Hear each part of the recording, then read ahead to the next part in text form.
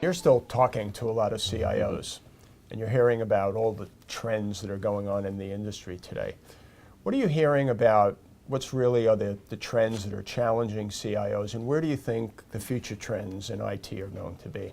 Yeah, most of the trends that they really talk about, and the ones that are what we'll call keep you up at night kind of concerns. Some of them are technological, but I would say most of them are more strategic and more coming from the business.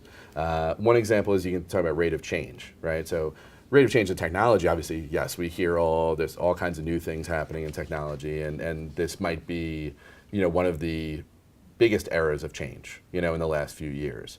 But I'm thinking more about the rate of the change in the demands from the business. Things are happening fast. Globalization's coming on stronger. New competition is coming from a lot of different places. Technology is enabling a lot of that competition. So in many cases, the CIOs are asked to respond very quickly. Their organizations are asked to respond very quickly.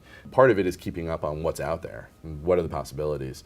But a lot of it is really just having more of a nimble organization that moves fast, understands how to drive value, and can harness all the things that are out there and really demonstrate that value to the business in a way that actually means something.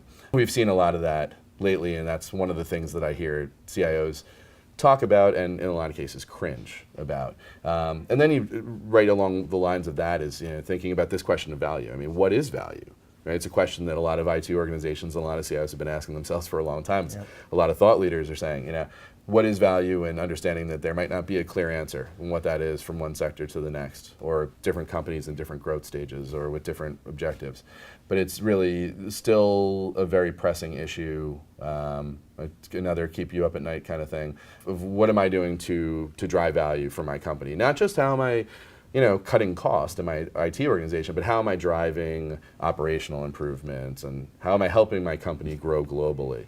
My IT organization to enable the business to do this. It's a lot like our friend Filippo Passerini says, is staying relevant and being relevant to the business and showing that you can drive that value in the context of what it means today and what it means tomorrow.